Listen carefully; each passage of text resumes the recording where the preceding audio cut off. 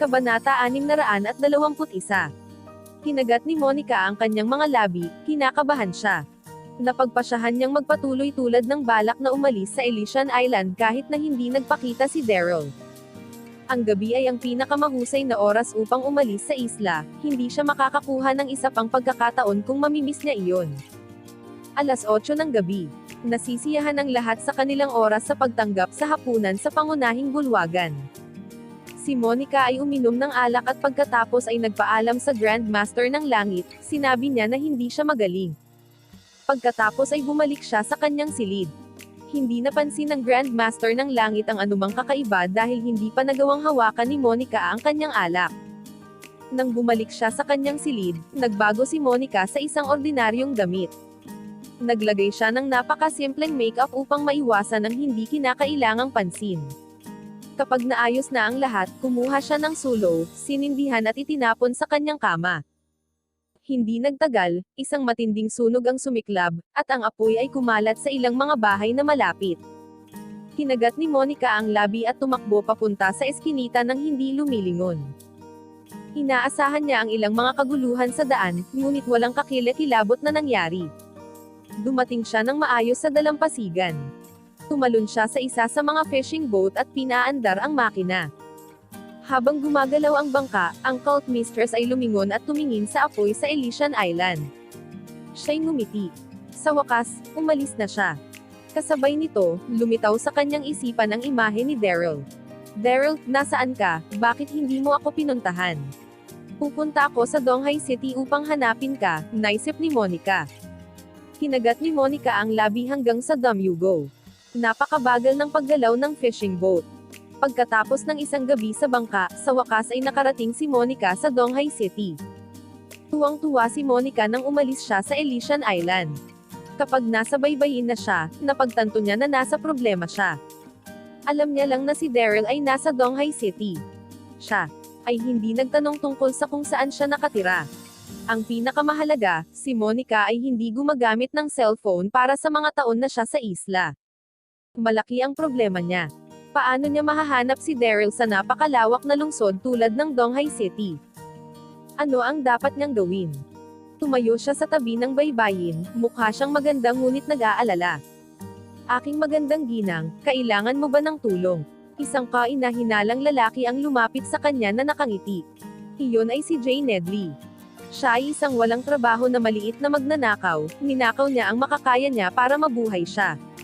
Napansin ni Jay si Monica nang siya ay dumating sa pampang. Siya ay may maraming mga taon ng karanasan bilang isang magnanakaw, alam niya na ang mahigpit na hawak sa kamay ni Monica ay isang mahalagang item. Dapat meron ding klats. Tama siya. Ang kopya ni Monica ay isang pasadyang ginawa, at gawa ito sa gintong tela. Ang material ay isang napakabihirang isa. Kahit na ginto ito, malambot ito tulad ng tela. Dinala ni Monica ang lahat ng kanyang mga alahas kasama niya nang umalis siya sa Elysian Island. Alam niya na maaari niyang ipagpalit ang mga ito sa pera.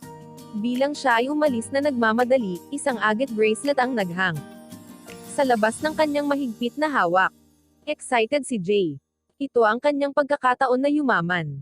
Humiwas ng tingin si Jay sa klats upang tumingin kay Monica. Ang ganda talaga. Siya ay tumingin bilang matikas bilang isang diyosa. Napasubo si Jay. Aking magandang ginang, kailangan mo ba ng tulong? Hindi, salamat, walang pag-atubiling sagot ni Monica.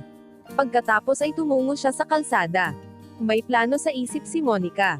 Kapag narating na niya ang lungsod, ipagpapalit niya ang kanyang mga alahas sa cash at ipagpatuloy ang kanyang paglalakbay upang hanapin si Daryl.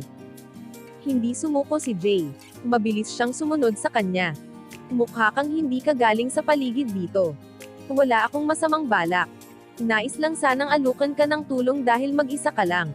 Huminto si Monica at tumingin sa kanya. Narito ako para sa isang tao. May kilala ka bang nagngangalang Daryl Darby? Kahit nakainahinala siya, ayaw niyang palampasin ang isang pagkakataon. Daryl.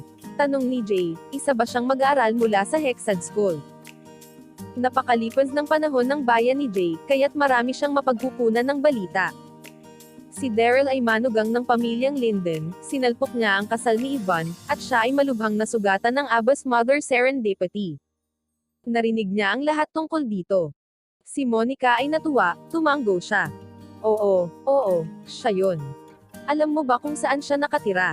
Mabilis na sagot ni Jay, tinanong mo ang tamang tao. Magkaibigan kami ni Daryl. Bibisitahin ko siya sa kanyang bahay, kaya, syempre, alam ko kung saan siya nakatira. Tuwang-tuwa si Monica nang marinig iyon. Maaari mo ba akong ihatid doon? Iyon ang pagkakataon na hinintay pa ni Jay. Ngumiti si Jay. Syempre, magkaibigan kami ni Daryl. Maaari mo rin akong kaibigan. Paano hindi kita matutulungan? Tinuro niya ang isang random na kapitbahayan sa harap nila. Doon nakatira si Daryl, sumama ka sa akin. Sinimulan niyang pangunahan. Sinundan siya ng mabuti ni Monica. Labis siyang nasabik nang maisip niya ang makasalubong kay Daryl kaagad. Gayunpaman, hindi niya pinabayaan ang kanyang bantay. Sa daan, nagtanong pa siya tungkol kay Daryl. Sagot ni Jay sa lahat, walang kahirap-hirap. Sumagot siya sa narinig. Si Daryl ay bantog sa Donghai City. At sa lahat ng mga kaguluhan na nakuha niya sa pangyayaring pagpatay sa leon, ang pag-crush ng kasal ng ibang tao, ang lahat sa Donghai City ay naririnig ang ilang balita tungkol sa kanya. Nagsimula nang magtiwala si Monica kay Jay at nagpas siyang pabayaan siya sa paligid. Paano niya malalaman ang tungkol kay Daryl kung hindi niya siya kaibigan? Di nagtagal, sinundan niya si Jay sa isang kapitbahayan. Ang kapitbahayan ay mukhang matagal na itong inabandona. Kakaunti na lang ang natira. Pinangunahan ni Jay ang cult mistress sa isang gusali sa dulo ng kalye. Binuksan niya ang pinto at pinapasok siya sa pasilyo. Kabanata 622. Ang gusali ay isang sinaunang walang elevator. Naglakad sila hanggang sa ikalawang palapag nang huminto si Jay at sinabi sa sect mistress, aking magandang ginang, dito nakatira si Daryl, magpatuloy ka at kumatok sa pintuan. Naglakad si Monica papunta sa pintuan. Sa sandaling iyon, ngumiti si Jay at inagaw ang clutch nang hindi binigyang pansin ni Monica. Pagkatapos ay tumalikod siya at nagsimulang tumakbo. Ikaw, sigaw ni Monica. Hindi niya inaasahan na agawin niya ang kanyang clutch. Hindi ba siya kaibigan ni Daryl? Nakakahiya. Si Monica ay nanirahan sa Elysian Island bilang sect mistress ng medyo matagal. Hindi pa siya naiugnay noon. Nang magbalik ang kanyang katinoan, wala si Jay sa kung saan. Kinagat ni Monica ang kanyang mga labi, galit na galit siya, ngunit hindi siya hinabol. Kahit na ang kopya ay mahalaga, hindi niya kailangan ang pera dahil nahanap niya si Daryl. Pagkatapos ay kumatok siya ng 2 beses sa pinto. Ang cult mistress ay labis na nasa sabik habang hinihintay niya na buksan ni Daryl ang pinto. Di nagtagal, bumukas ang pinto. Isang babaeng nasa edad na ang nakatayo doon habang nakatingin sa kanya. Sino ang hinahanap mo? Kinakabahan si Monica. Hinahanap ko si Daryl Darby. Sino ang babaeng ito? Mas malinis ba siya? Inisip ni Monica ang babaeng nasa edad ay walang pasensya na sumagot, Daryl. Walang Daryl dito. Nagkamali ka ng address. Pagkatapos ay sanara niya ang pinto. Ano? Maling address. Tumayo roon si Monica, hindi niya alam ang gagawin. Kinakabahan siya at nagalit. Nang tuluyang naipon niya ang kanyang mga saloobin, napagtanto niya na ang lalaki ay magnanakaw lamang. Naramdaman na nawala si Monica habang naglalakad palabas ng kapitbahayan. Hindi lamang siya hindi nagawang hanapin si Daryl, ngunit ang kanyang clutch ay ninakaw din. Wala siyang pera sa kanya. Sa kabutihang palad, hindi ko nawala ang 2 aklat na ito, Monica. Bulong sa sarili habang kinukuha ang 2 libro sa kanyang coat. 2 dami sila ng Supreme Mystery Script. Bago umalis si Monica sa Elysian Island, lihim na niyang kinuha ang mga libro mula sa silid ng Cult Master. Ang Grandmaster Heaven Cult ay sumali sa New World, kaya't ang 2 banal na kasulatan ay hindi dapat manatili sa kanila. Iyon ang sinabi ni Monica. Inilayo niya ang mga banal na kasulatan at gumala-gala sa daan. Naramdaman niyang nawala siya sa isang lungsod na hindi pa niya nabibisita. Hindi niya alam kung saan pupunta. Wala siyang pera, kaya umupo siya sa isang bench sa labas ng isang mall. Dumilim ang araw, at nagsimulang mag-alala si Monica. Ang Donghai City ay napakalaking, paano niya mahahanap si Daryl kung nakaupo lang siya doon? Napagpasyahan niyang tanungin ang paligid kung may nakakaalam tungkol kay Daryl. Kahit na manipis ang tsansa, mas mabuti pa rin kaysa umupo doon at hintayin siyang magpakita. Dumilim ito, malapit na magsara ang mall. Maraming tao ang naglakad palabas ng mall. Nag-atubili si Monica bago siya lumakad sa isang binata at nagtanong, "Excuse me, kilala mo ba si Daryl?" Darby. Kahit na naling si Monica ng mas maaga sa gabing iyon, wala siyang pagpipilian kundi ang subukan ulit. Wala siyang pera sa kanya, hindi siya maaaring umupo at maghintay lamang. Hindi mahalaga kung ano, kailangan niyang hanapin si Daryl. Tumingin sa kanya ang binata at sumagot, "Dapat kang pumunta sa tirahan ng Linden upang hanapin si Daryl." Sinubukang maging sarkastiko ng binata. Si Daryl ay kilalang tao sa Donghai City, lahat ay narinig ang tungkol sa kanya. Hindi inaasahan ni Monica na may isang taong random na malalaman ang tungkol kay Daryl. Kumunat ang kanyang mga mata nang marinig ang mga salita nito. Bakit pupunta ang isang tao sa tirahan ng Linden upang hanapin si Daryl? Kabanata 623. Nais ni Monica na magtanong pa, ngunit ang binata ay lumayo na. Matapos niyang tanungin ang ilang iba pang mga tao, sa wakas ay natagpuan ni Monica ang address ng tirahan ni Linden. Nagpasya siyang dumiretso doon. Sa tirahan ng Linden. Si Lola Linden ay nagkaroon ng kanyang morning tea sa bulwagan ng ilan sa mga nakababatang miyembro ng pamilya ay masayang nakikipag-chat. Si Daryl, ang kanilang manugang na lalaki, ay ginawang biro sa pamilyang Linden sa Donghai City. Sa wakas, tinanggal nila siya. Isang batang lalaki ang lumakad papasok sa bulwagan at sumigaw, "Lola, mayroong isang ginang sa labas," at hinahanap niya si Daryl. Isang babaeng hinanap si Daryl. Nakasimangot si Lola Linden nang marinig ang pangalan. Go and check it out." Humakbang siya patungo sa pangunahing bulwagan, at ang natitirang bahagi ng ang pamilya ay sumunod sa likuran niya. Si Monica ay nasa pintuan. Nagulat ang lahat nang makita siya. Mukha siyang maganda, kaakit-akit, at mayroon siyang sexing katawan. "Sino ka?" tanong ni Lola Linden. Ngumiti si Monica. "Excuse me, dito ba nakatira si Daryl? Ano ang relasyon mo kay Daryl?" tanong ng Lola. Ang natitirang pamilya Linden ay tahimik na tumingin kay Monica, lalo na kay William. Paano naiugnay ang magandang ginang kay Daryl? Isa pa ba siya sa mga kababaihan ni Daryl? She asterisk T, ilan ang mayroon siya? Si Yvonne ay iisa, at isa pa ang lumitaw. Hindi mapalagay si Monica sa pagtitig nila sa kanya. Pinilit niyang ngumiti. "Kaibigan ako ni Daryl." "Kaibigan?" Malamig na ngumiti si William. "Sa tingin ko ikaw ay isa sa mga mistresses niya. Mukha kang maganda at matikas, ngunit ikaw ay isang murang babae lamang." Ang mga salita ni William ay nag-apoy ng apoy sa lahat. Nagsimula ang lahat na magbigay ng puna sa kanya. Ang babaeng mura. Gaano kasamaan ang babaeng ito? Sinimulan siyang pag-alitan ng lahat. Nanginginig sa galit si Monica. "Ikaw, anong pinagsasabi mo lahat? Ang lahat sa Elysian Island ay ganap na iginalang siya. Hindi pa siya napag-alitan sa ganoong pamamaraan." "O sige, manahimik." Naglakad papunta si Lola Linden, dala ang kanyang stick na tinignan niya si Monica. Wala si Daryl. Ang bastardo ay hindi na nauugnay sa pamilya Linden. Kung gayon, desperadong tanong ni Monica. Mayroon ba siyang mga kamag-anak sa Donghai City? Malamig na sagot ni Lola Linden, siya ang pangalawang anak ng pamilyang Darby. Lahat ng kanyang mga kamag-anak ay naroon sa tirahan ng Darby. Pagkatapos nito, dinala ng matandang lola ang lahat pabalik sa bahay. Bago siya umalis, siya ay lumingon at sinabi, "Alagaan mo ang iyong sarili at ang iyong dignidad bilang isang babae. Ano ang makukuha mo bilang may bahay ni Daryl? Stick ka lang." Ang pagsara ng pinto pagkatapos nito. Tumayo si Monica sa labas ng bahay, nanginginig ang kanyang katawan. Siya ay napahiya at galit, gusto niyang umiyak. Kabanata 624. Talagang nalungkot ang cult mistress. Pumunta siya sa pamilyang Linden na may pag-asa, hindi na inaasahan na mapahiya siya. Kinagat ni Monica ang kanyang mga labi, grabe ang pakiramdam niya.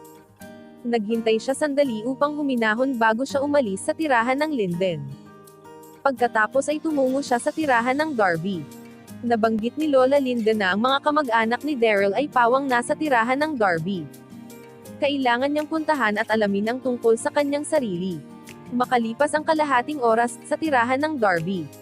Ang pamilyang Darby ay nagsagawa ng isang malaking proyekto sa mall. Ang proyekto ay nagkakahalaga ng halos 10 bilyong pera. Lahat ay naging abala sa nagdaang mga araw, lahat ay nasa labas para sa negosyo. Si Yumi lang ang naiwan sa bahay. Sinuri niya ang mga account upang makuha ang kita ng pamilya Darby para sa buwan. Ang isa sa mga miyembro ng pamilya Darby ay tumakbo papunta sa kanya. Sister, may isang ginang sa pintuan. Hinahanap niya si Daryl. Isang babae ang nandoon para kay Daryl. Ngumiti si Yumi. May naghanap kay Daryl sa bahay ng pamilya Darby. Alam ng lahat sa Donghai City na si Daryl ay naalis sa pamilya. Hindi plano ni Yumi na salubungin siya, ngunit nag-usisa siya, kaya't pumunta siya sa pintuan. Makalipas ang kalahating oras, ang cult mistress ay nabalisa sa bulwagan habang hinihintay niya si Daryl. Lumabas si Yumi sa hall. Naaakit siya ng cult mistress nang makita siya. Hindi mukhang pamilyar ang magandang ginang. Dapat siya ay mula sa isang lugar na makabuluhan, parang hindi siya ordinaryong tao. Hindi siya hiniling ni Yumi na umalis kaagad. Nagtataka niyang tinanong si Monica, ano ang kaugnayan mo kay Daryl? Bakit mo hinahanap si Derry? Pagkatapos ay idinagdag niya, ako ang hipag ni Daryl. Sumagot kaagad sa kanya si Monica nang mabalitaan na si Yumi ay hipag ni Daryl, ako ay mabuting kaibigan ni Daryl. Isang mabuting kaibigan ni Daryl. Nagulat si Yumi, siya'y ngumiti. Nang makita niya ang mapulang-pula na mukha ni Monica, naniwala siya na sila. Siguradong may hindi pangkaraniwang relasyon. Si Daryl ay tila may kinalaman sa lahat. Ate, nandito ba si Daryl? Excited na tanong ni Monica. Napagod na si Monica. Wala siyang pagkain o tubig sa buong araw, at pinagalitan siya ng pamilya Linden. Sarkastikong ngumiti si Yumi. Hindi siya nakatira dito. Sa alam ko, wala siya sa Donghai City. Nakahiga si Yumi dahil wala siyang ideya kung nasaan ang walang kwentang Daryl. Si Daryl ay wala sa Donghai City.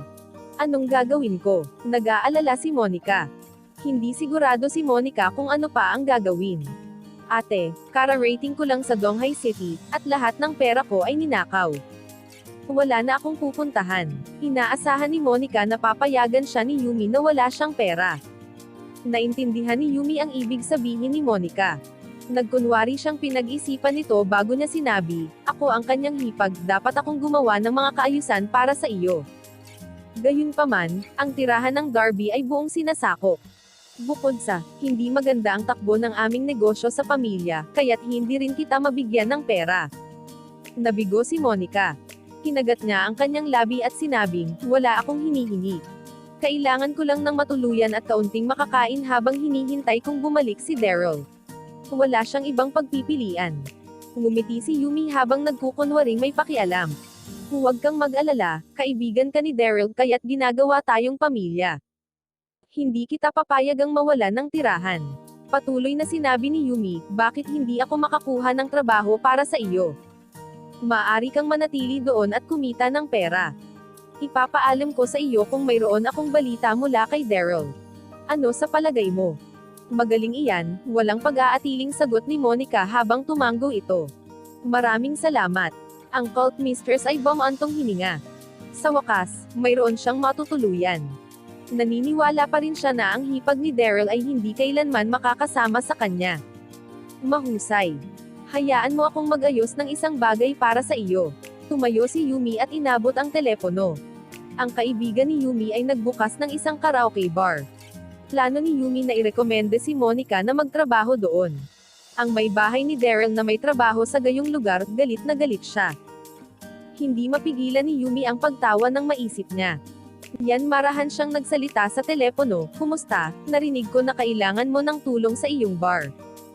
Maaari akong magrekomenda ng isang magandang ginang. Ang cult mistress ay nakaupo doon, hindi niya alam kung ano ang haharapin niya sa lalong madaling panahon. Tinapos ni Yumi ang tawag at naglakad pabalik sa hall nang nakangiti. Ibinigay niya ang address ng bar kay Monica at sinabi sa kanya na naayos ang trabaho. Makalipas ang kalahating oras, dumating si Monica sa address na ibinigay sa kanya ni Yumi. Ito ay isang bagong bukas na karaoke bar. May naramdaman si Monica na hindi tama pagdating niya, ngunit pinatahimik niya. Inirekomenda siya ng hipag ni Daryl, marahil ang mga tao roon ang mag-aalaga sa kanya. Ang tagapamahala ng bar, isang ginang na talagang makapal ang makeup, ay si Janet. Karamihan sa mga tao ay tinawag siyang Sister Janet. Tumingin si Janet kay Monica at tumango ng kasiya siya. Hindi masama, gandang kagandahan. Ang titig ni Janet ay nagdamdam kay Monica ng hindi komportable. Hindi siya sigurado kung bakit tumingin siya sa ganoong pamamaraan. Ate Janet, salamat sa pag-aalaga mo sa akin, mahinang sabi ni Monica.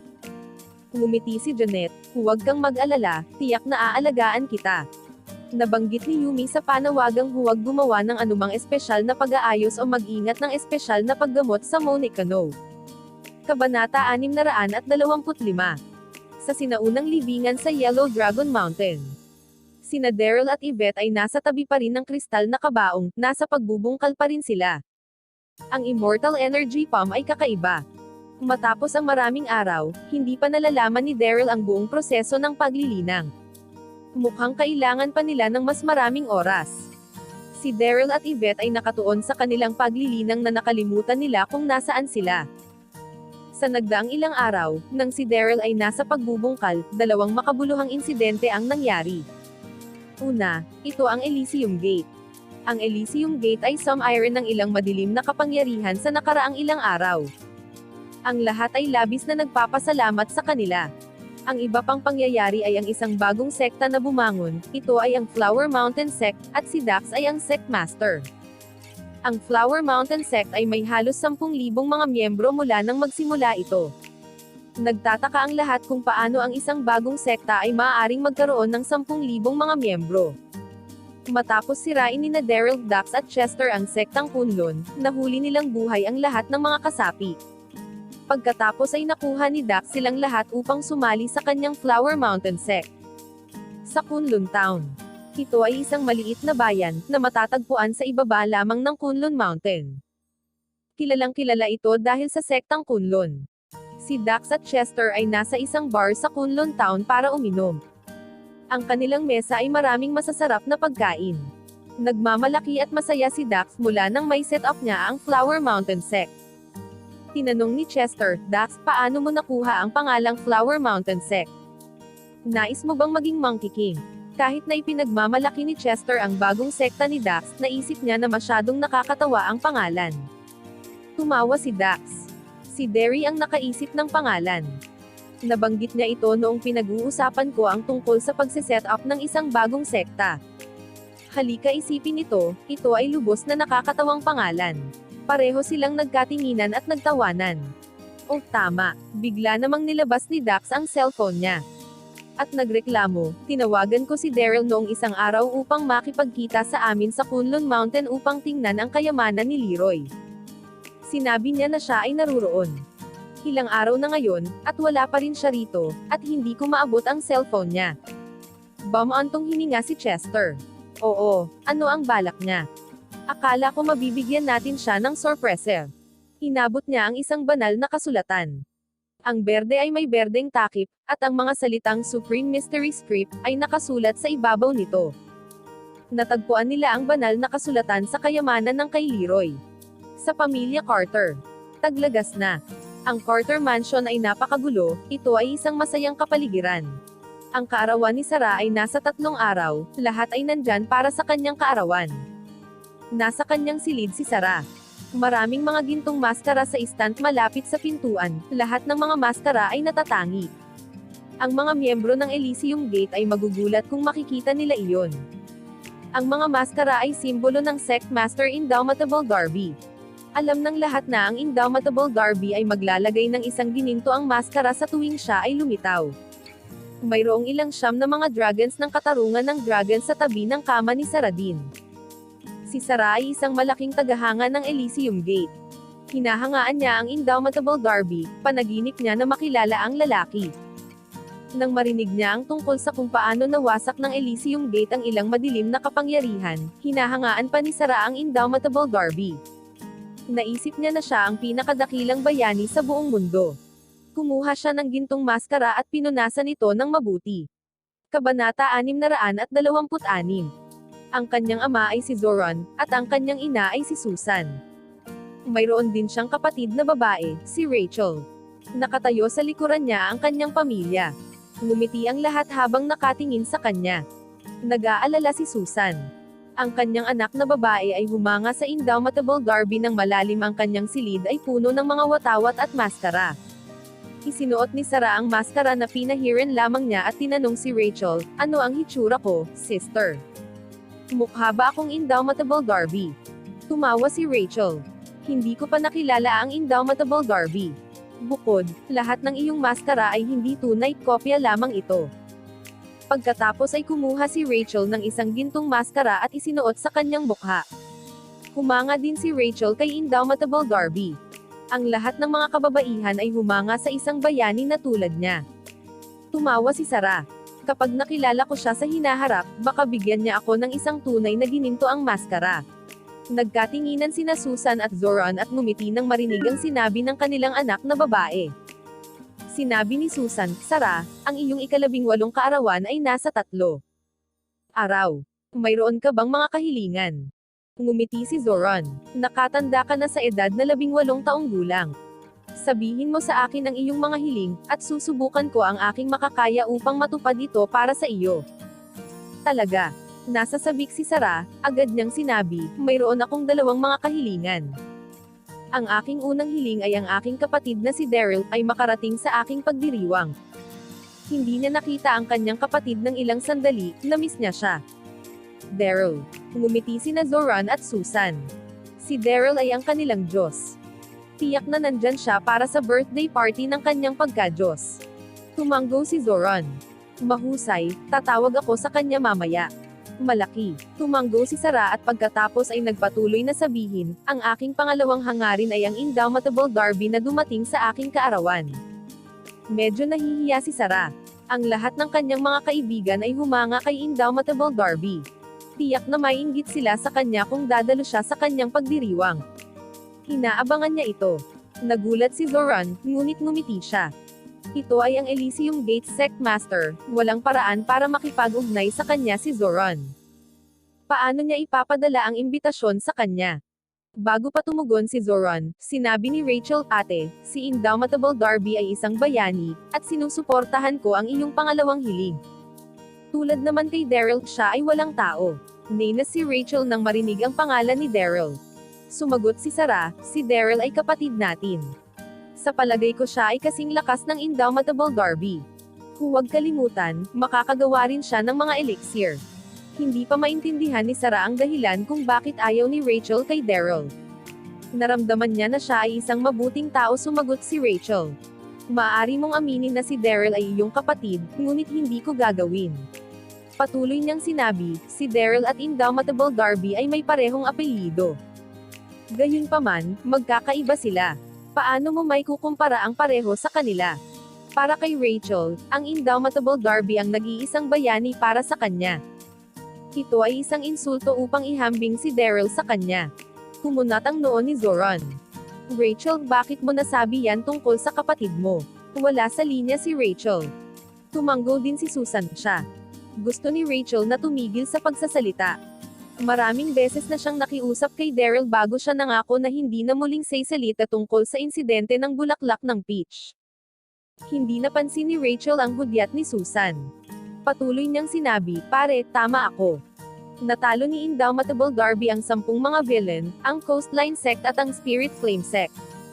Iyon ang lahat ng magagaling na gawain." Ngumisi si Rachel. "Kumusta naman si Daryl?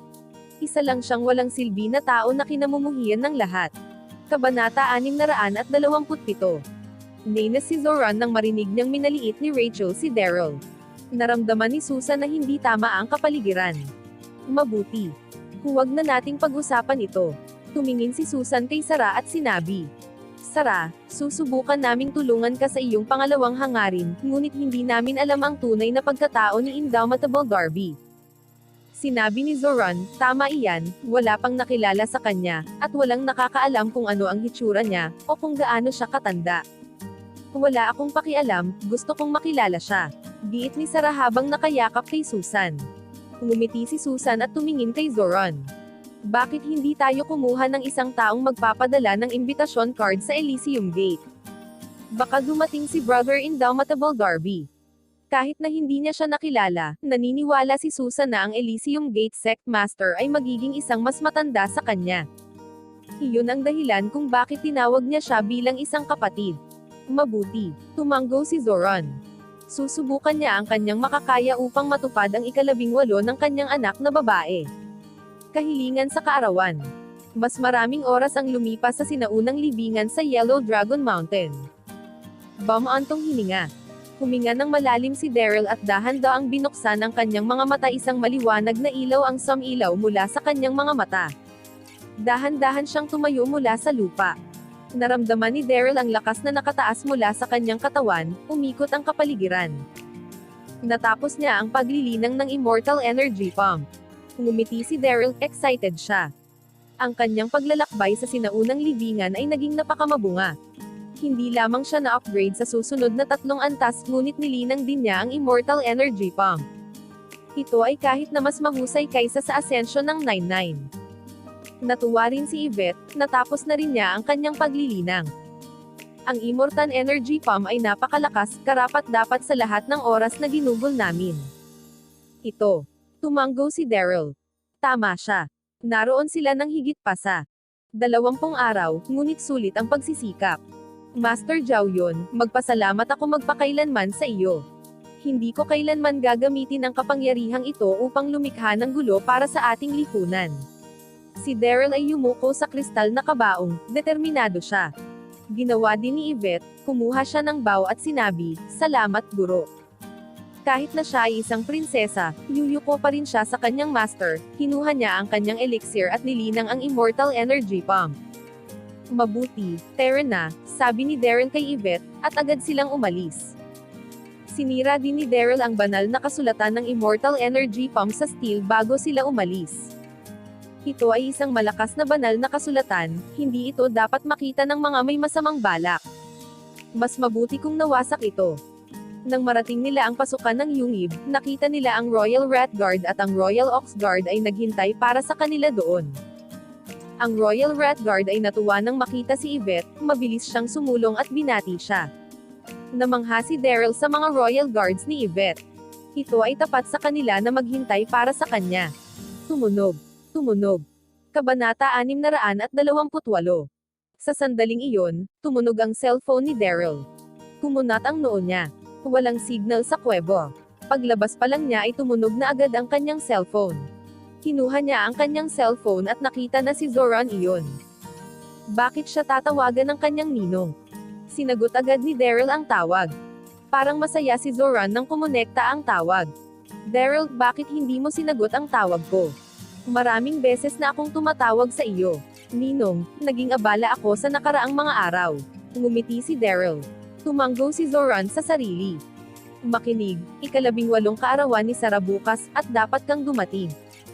Ikaw, ano ang nangyari? Tumingin si Daryl sa kanyang cellphone, namatay ang baterya. Siya ay nasa loob ng yungib ng maraming araw. Kahit na hindi pa niya nagamit ang kanyang cellphone, patay na ang baterya. Ang cellphone shutdown bago nila natapos ang tawag. Inimbitahan siya ni Zoran sa birthday party ni Sarah sa susunod na araw. Nagustuhan ni Daryl si Sarah, siya ay isang kaibig-ibig at kaibig-ibig na batang babae. Sumipol si Daryl. Hindi nagtagal, isang puting anino ang lumipad sa kalangitan sa bilis ng bilis. Ito ay ang Agila ng Nyebe. Ang Agila ng Nyebe ay naghintay sa malapit kapag si Daryl ay nasa yungib. Hindi pa ito umalis, at nasisiyahan na marinig ang sipol ni Daryl. Mabilis itong lumipad kay Daryl at hindi sinasadyang pumalabog sa kanya ng mahina. Hinawakan ni Daryl ang kanyang mga balahibo at pagkatapos ay tumalon sa kanyang likuran. Pagkatapos ay lumipad sila sa Carter Mansion. Pinadyak ni Yvette ang kanyang mga paa. "Hoy, kukuha ka ng Agila ng Nyebe, ngunit paano ako? Paano ako makakabalik sa Donghai City?" Tanong ni Yvette. Nagkibit-balikat si Daryl. "Maaari mong gawin ang nais mo, may paa ka diba?" "Ikaw," kinagat ni Yvette ang labi. "Bakit hindi mo ako maanyayahan na sumakay sa Snow Eagle? Maaari itong magdala ng ilang mga tao." "Paumanhin, Princess Yvette," ngumiti si Daryl. "Papunta ako sa Carter Mansion sa Mid-City. Kakailanganin mong maghanap ng sarili mong paraan pauwi." Hinimas ni Daryl ang leeg ng Snow Agila. Ang higanteng ibon ay hamyuni at ikalat ang mga pakpak nito bago ito lumipad. "Daryl, hintayin mo ako. Nanginginig sa galit si Yvette, kinuyam niya ang mga kamao. Nahiya siya nang maalala ang nangyari sa yungib, pinamasahe niya ang kanyang paa at binati siya bilang kanyang ama. Pulang-mapula ang mukha niya habang iniisip ang nangyari. Si Daryl ay nasa agila ng nyebe, at sila ay nasa langit. Hindi siya sigurado kung bakit, ngunit pakiramdam ni Daryl na parang may kulang. Nararamdaman na ito ay isang bagay na mahalaga, ngunit hindi niya maalala kung ano ito. Nakalimutan niya na ililigtas niya ang cult mistress. Nang umalis siya sa yungib, naputol siya sa tawag ni Zoran, at pagkatapos ay nakalimutan niya iyon. Kabanata 629. Sa Carter Mansion sa Mid-City. 6 na ng gabi, at hindi pa nagdidilim ang araw. Ang buong Carter Mansion ay naiilawan ng mga makukulay na ilaw. Ang hardin, koridor at kung saan man ay puno ng mga ilaw. Ito ang birthday party ni Sarah kinabukasan. Lahat ng pamilya Carter ay pinalamutian ng masaya ang mansion. Isang malaking, puting agila ang lumipad sa kalangitan. Wow! Anong laking agila! Napakaganda nito! Teka, may isang tao sa agila. Si Master ba yan? Bumalik na si Master. Namangha ang buong pamilya Carter na makita si Daryl na nasa agila ng nyebe. Bumaba ang higanteng agila at lumapag sa hardin. Ang lahat ay nagtipon upang tingnan ang nyebe ng agila. Nagtataka ang lahat, ngunit wala sa kanila ang humakbang palapit sa ibon. Ang agila ng nyebe ay nasa sabik na makita ang lahat ito. Tuloy-tuloy na flap ang mga pakpak nito, mabuti yan. Sige na at maglaro ka na. Ngumiti si Daryl habang kausap ang snow agila. Ang agila ng nyebe ay nagkalat ng mga pakpak at lumipad, nawala ito sa langit. Namangha ang lahat, anong hindi ka pani-pani walang nilalang. Dumaan si Daryl sa karamihan at papasok sa hall. Pagkatapos ay napagtanto niya na hindi siya nagdala ng regalo sa kanya. Si Sarah ang pinakamagandang tao sa pamilyang Carter. Paano hindi niya handa ang isang malaking regalo para sa kanyang ika-18 kaarawan? Agad niyang kinuha ang cellphone at dinial ang number ni Zephyr at hiningi sa kanya na kumuha ng regalo para sa birthday girl. Pagkatapos nito, pumasok si Daryl sa hall. Dalawang magagandang kababaihan ang sabay na pumasok din sa bulwagan. Sila Sarah at Rachel, at ang mga ito ay maganda sa kanilang sariling pamamaraan. Si Sarah ay nakasuot ng maikling puting damit, at perpektong ipinamalas nito ang kanyang katawan. Mukha siyang kaibig-ibig. Si Rachel ay nasa isang pares ng masikip na pantalon na itim, at mukhang sexy siya. Kapatid Daryl. Nagulat at nasabik si Sarah nang makita si Daryl. Tumakbo siya papunta sa kanya at niyakap ng mahigpit ang lalaki. Nasisiyahan si Daryl sa sandaling ito. Si Sarah ay aking perpektong ginang. Ngumiti si Daryl. Sarah, namiss mo ba ako? Tumanggo si Sarah. Oo, bawat solong araw. Kabanata 630. Hinawakan ni Daryl ang kanyang ulo, ang kanyang maliit na kapatid na babae ay masyadong kaibig-ibig. Kinunot ni Rachel ang kanyang mga mata at sinabi, Sarah, bumaba ka agad. Paano niya yakapin ang walang kwentang lalaking iyon? Paano niya ito yayakapin sa ganoong paraan? Masyadong walang kabuluhan iyon. Wala akong pakialam, masaya ako. Ngumiti si Sarah. Kapatid Daryl, ano ang ibinibigay mo sa akin para sa aking kaarawan bukas? Ngumiti si Daryl. Huwag kang mag-alala, little girl. Naghanda ako ng isang malaking regalo para sa iyo. May magpapadala dito bukas. Sorpresa ito, talaga. Tuwang-tuwa si Sarah, hinalikan niya sa pisngi si Daryl. Kapatid Daryl, ikaw ang pinakamahusay. Awkward na ngumiti si Daryl. Sarah, inis na si Rachel. 18 taon si Sarah kinabukasan, siya ay may sapat na gulang. Paano niya hahalikan ng isang taong ganyan, lalo na si Daryl? Hindi pinansin ni Daryl si Rachel at ngumiti. Sabihin mo sa akin, Sarah. Ano ang mga hiling mo? Hayaan mong tuparin ko ang iyong wish sa kaarawan. Si Sarah ay sobrang cute, tratuhin siya ni Daryl tulad ng kanyang biological sister. Tuwang-tuwa na sinabi ni Sarah, mayroon akong 2 mga kahilingan. Ang una ay dumalo ka sa aking kaarawan. Natutupad ito ngayon. Ang iba ko pang hangarin ay makilala ang Elysium Gate Sect Master, si Indomitable Darby. Kapatid Daryl, maaari mo ba siyang yayain sa aking pagdiriwang? Natuwa si Daryl. Tila tulad ng Zephyr ay pinamamahala ang maayos ang Elysium Gate, talagang hinahangaan ni Sarah ang sekta. Naging komplikado ang pakiramdam ni Daryl. Madaling matupad ang kanyang hiling na makilala ang Indomitable Darby, ngunit hindi siya maaaring nandoon bilang dalawang tao sa parehong lugar, at sa parehong oras. Naisip ito ni Daryl at sinabi, palagi siyang wala, kaya hindi ko siya maanyayahan. Bakit hindi ko yayayain ang iba pa niyang mga miyembro Henry B. General, the Four Warlords at the Ten Heaven Masters? Tuwang-tuwa si Sarah nang marinig iyon. Talaga. Tumalon-talon siya. Kahit nawala si Indomitable Darby, si Henry B. General, ang Four Warlords at ang Ten Heaven Masters ay magaling din. Lahat ng kanyang mga kaibigan ay naiinggit sa kanya. Tumanggo si Daryl. Kailan pa ako nagsinungaling sa iyo? Anyayahan ko sila sa iyong birthday party bukas. Tumawa si Rachel at sinabi, isang sinungaling. Sa palagay mo malaya silang makakapasok sa pagdiriwang. Magkakaroon ba ng oras ang mga magagaling na bayani na dumalo sa birthday party ng isang batang babae? Parang nakakatawa ito. Napatingin si Rachel kay Daryl at sinabing, huwag kang magsinungaling kay Sarah. Bukas ngayon ang kaarawan niya. Huwag mo lang siyang bigyan ng walang laman na pangako. Napakasamang bagay na iyon. Daryl ay dumating ng walang dala at nagsinungaling kay Sarah na ang kasalukuyan ay nandyan lamang sa susunod na araw. Nakatawa na isipin na maaari siyang mag-imbita ng mga bayani mula sa Elysium Gate sa pagdiriwang. Kinamumuhian ni Rachel si Daryl. She asterisk T. Ano ang nangyayari kay Rachel? Bakit niya ginugulo ang pag-uusap namin ni Sarah? Naisip ni Daryl. Naiinis siya sa kanya. Tumingin siya kay Rachel at ngumiti ng malamig. Sino ang nagsabi sa iyo na hindi sila pupunta? Ang mga tao mula sa Elysium Gate ay tatanggapin ang aking paanyaya.